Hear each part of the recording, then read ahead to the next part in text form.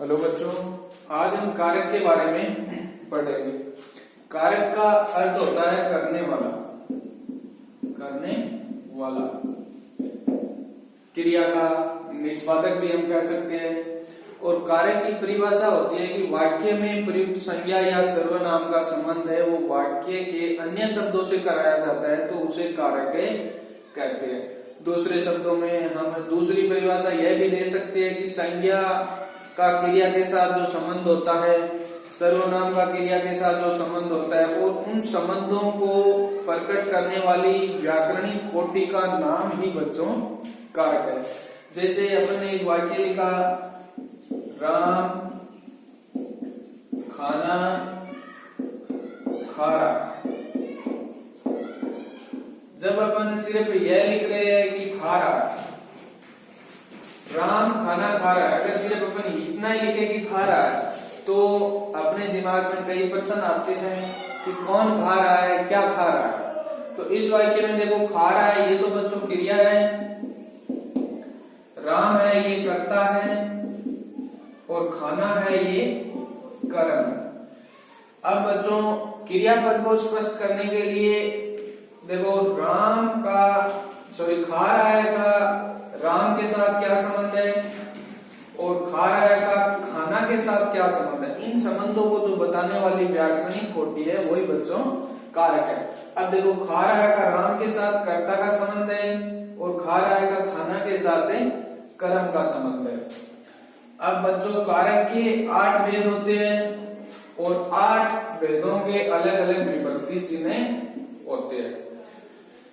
विभक्ति चिन्ह यानी कि कारक को प्रकट करने के लिए संज्ञा या सर्वनाम के साथ जो चिन्ह लगाए जाते हैं उसे कारक चिन्ह या विभक्ति चिन्ह या प्रसर्ग कहते हैं। कारक चिन्ह, विभक्ति चिन्ह और प्रसर्ग तीनों एक ही है बच्चों। अब देखो कैसे, राम ने खाना खाया। तो यहां पर देखो बच्चों, अपनी परिभाषा कारक चिन्ह की देखिए अपने की कारक चिन्ह को, कारक को प्रकट करने के लिए संज्ञा या सर्वनाम के साथ जो चिन्ह लगाए जाते हैं उन्हें कारक चिन्ह कहते हैं। तो बच्चों ये राम शब्द संज्ञा है, यहाँ पर कर्ता भी राम है और इनके साथ जो ये ने लगाया है ये बच्चों कारक चिन्ह है। तो अब देखो बच्चों 8 भेद होते हैं और 8 के अलग अलग कारक चिन्ह होते हैं। अब हम इन भेदों की परिभाषा और उदाहरण के द्वारा कारक के भेदों को समझेंगे। देखो, पहला कारक होता है कर्ता कारक। बच्चों वाक्य में क्रिया करने वाला होता है वो कर्ता होता है, कार्य करने वाला कर्ता होता है। और कर्ता कारक की परिभाषा भी हम ऐसे ही लिखेंगे कि वाक्य में क्रिया करने वाले को कर्ता कहते हैं। और कर्ता कारक का जो विभक्ति चिन्ह होता है बच्चों को होता है ने, कर्ता ने। अब एक जैसे उदाहरण देखो, राम ने खाना खाया। तो बच्चों अपन कर्ता कारक की परिभाषा जान चुके हैं, इनका विभक्ति चिन्ह भी जान चुके हैं कि ने होता है। अब अपने से पूछे कि रेखांकित शब्द में कौन सा कारक है, तो यहाँ हम विभक्ति चिन्ह लगा हुआ है राम ने, तो अपन बता सकते हैं कि यहाँ पर कर्ता कारक है। अब जो ये विभक्ति चिन्ह ने होता है बच्चों, ये सहकर्मक क्रिया के साथ ही प्रयुक्त होता है। अब दूसरा जो अपना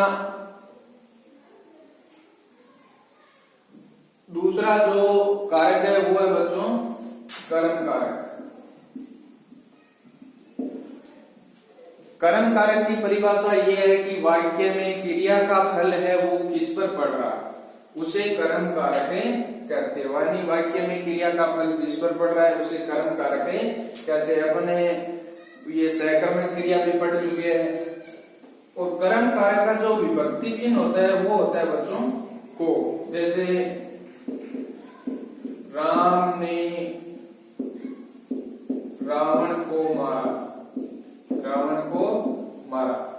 तो ये बच्चों रावण को ये कर्म कारक है, क्योंकि इसका विभक्ति चिन्ह भी क्या होता है, को। और कर्म कारक की परिभाषा भी यही है कि वाक्य में क्रिया का फल है वो जिस पर पड़ता है उसे कर्म कारक कहते हैं।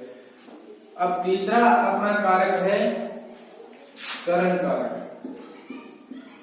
करण कारक, अब करण का शाब्दिक अर्थ होता है बच्चों साधन। क्या होता है? साधन। यानी कि वाक्य में कार्य करने वाला जिस साधन के माध्यम से कार्य कर रहा है उसे करण कारक कहते हैं। यानी कार्य करने के लिए किस साधन का प्रयोग किया जा रहा है। जैसे मैं पेन से लिखता हूं, मैं पेन से लिखता हूं, तो यहां पर लिखने के लिए कौन सा साधन काम में लिया जा रहा है? पेन। यानी अपनी परिभाषा यही है कि वाक्य में कार्य करने वाला जिस साधन के माध्यम से कार्य करता है उसे करण कारक कहते हैं। और करण कारक का विभक्ति चिन्ह है बच्चों से और के द्वारा। अब से का उदाहरण अपन देख चुके हैं। अब के द्वारा जैसे देखो, मुझे डाकिये के द्वारा पत्र प्राप्त हुआ, पत्र प्राप्त हुआ। किसके द्वारा पत्र प्राप्त हुआ? डाकिये के द्वारा। और करण कारक की परिभाषा भी यही है कि करता है और जिस साधन के माध्यम से कार्य करता है उसे करण कारक कहते हैं। और करण कारक का शाब्दिक अर्थ भी साधन होता है और इनका विभक्ति चिन्ह है से और के द्वारा। अब बच्चों अगला कारक है संप्रदान कारक। संप्रदान है, ये दो शब्दों से मिलकर बना है, सम प्लस प्रदान। इसका अर्थ है देना। संप्रदान कारक की परिभाषा ये है कि वाक्य में कर्ता जिसके लिए कोई कार्य करता है या किसी को कुछ देने का बोध होता है वहां पर बच्चों संप्रदान कारक होता है। और संप्रदान कारक का विभक्ति चिन्ह होता है के लिए और को। अब जैसे देखो, उदाहरण देखो, राम महेश के लिए दवाई लाया, दवाई लाया। यानी अपन परिभाषा भी देखा है, पढ़ी है अपन ने कि जिसके लिए कोई कार्य किया जाए या किसी को कुछ दिया जाए वहां पर संप्रदान कारक होता है। तो राम है, ये दवाई किसके लिए लाया? महेश के लिए दवाई लाया। और अब बच्चों ये को कारक का आपके मन में ये प्रश्न आता होगा कि ये को कारक का विभक्ति चिन्ह है। को ये जो विभक्ति चिन्ह है ये कर्म कारक में भी आया है और संप्रदान कारक में भी आया है। तो बच्चों देखो, कर्म कारक में तो ये को है, ये कर्म के साथ आता है। और संप्रदान में कारक में क्या होता है? जहां पर किसी को कुछ दिया जाता है ना वहां पर को का प्रयोग होता है। जैसे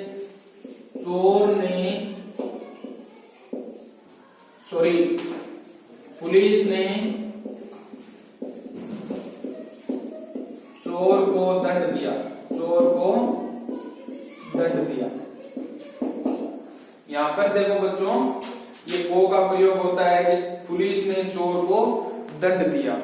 तो संप्रदान कारक की परिभाषा है कि जहां पर किसी को कुछ दिया जाए या किसी के लिए कोई कार्य किया जाए वहां पर बच्चों संप्रदान कारक होता है। और इनका विभक्ति चिन्ह होता है वो के लिए और को होता है।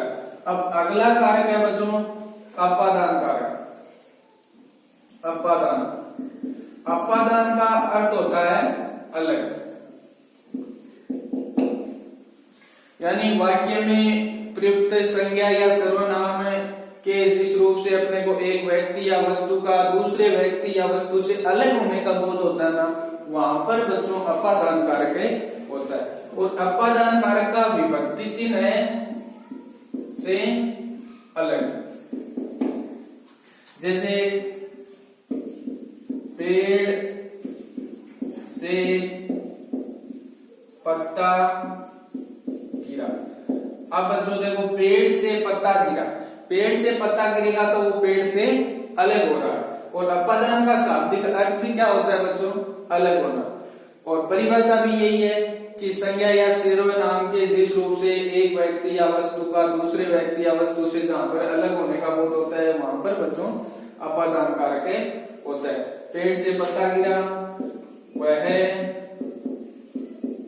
साइकिल से गिर गया, गिरे गया। अब साइकिल से गिर गया तो यानी कि वो साइकिल से अलग हो गया। वह जयपुर से अजमेर गया, तो जयपुर से अजमेर गया तो जयपुर से तो अलग हो गया। और अपादान कारक के विभक्ति चिन्ह से अलग। और परिभाषा अपन देख चुके हैं कि संज्ञा या सर्वनाम के जिस रूप से एक व्यक्ति या वस्तु का दूसरे व्यक्ति या वस्तु से अलग होने का बोध होता है वहां पर अपादान कारक होता है।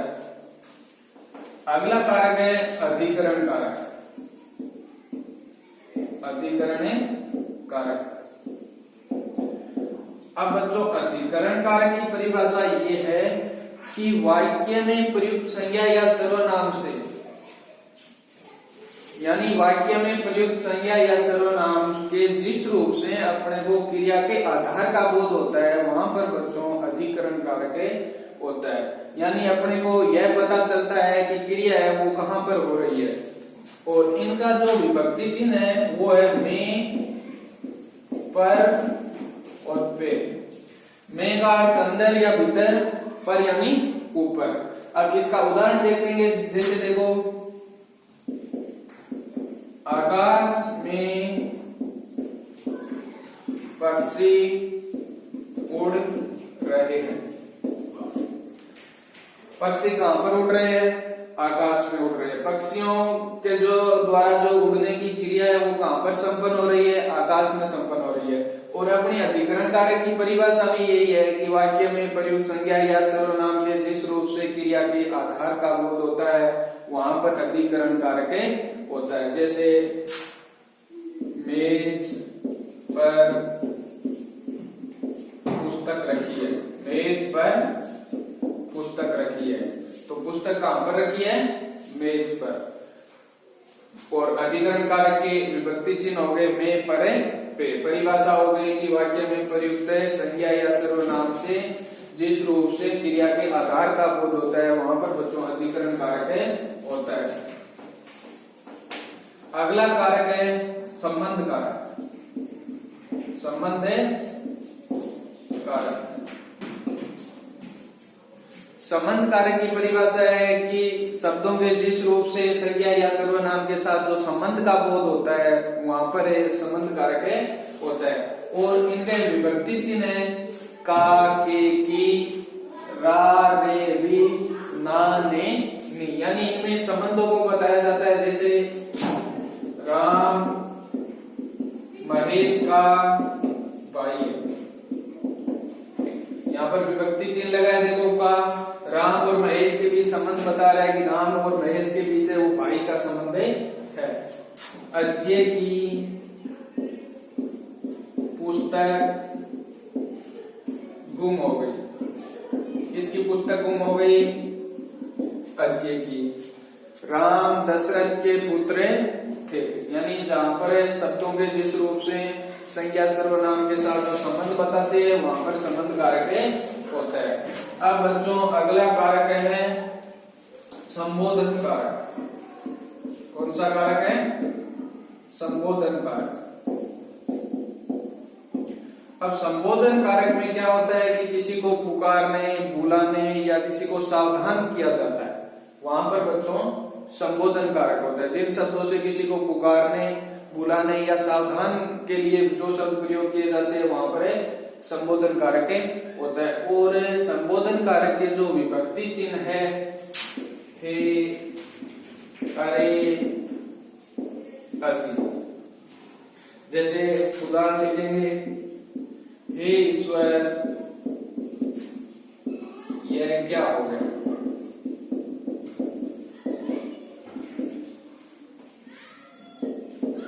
अरे गुरुजी आप यहां कैसे? आप यहां कैसे? यानी कि हे, अरे, अजी ऐसे जो विभक्ति चिन्ह है वो संबोधन कारक में प्रयोग में लिए जाते हैं। और परिभाषा है कि संबोधन कारक में पुकारने, बुलाने या सावधान करने का बोध होता है। तो बच्चों ये कारक के भेद हो गए। अब बच्चों देखोगी 2 प्रश्न आपके दिमाग में आते होंगे। एक तो अपन पहले भी जान चुके हैं कि को जो विभक्ति चिन्ह है वो कर्म कारक में भी प्रयुक्त होता है और संप्रदान कारक में भी प्रयुक्त होता है। एक से ये विभक्ति चिन्ह है, ये करण कारक में भी प्रयुक्त होता है और अपादान कारक में भी प्रयुक्त होता है। तो को ये तो अपन पढ़ चुके हैं कि को है वो कर्म के साथ प्रयुक्त होता है कर्म कारक में, और जहां पर किसी को देने का बोध होता है ना वहां पर संप्रदान कारक में आता है। सेम यानी करण कारक में कि किस साधन के माध्यम से कार्य कर रहा है, जैसे मैं पेन से लिखता हूं वह चाकू से सब्जी काटता है, तो वहां पर ये से का प्रयोग हुआ करण कारक में। लेकिन जहां पर अलग होने का बोध होगा ना, जैसे पेड़ से पत्ता गिरा, वहां पर ये अपादान कारक में आता है।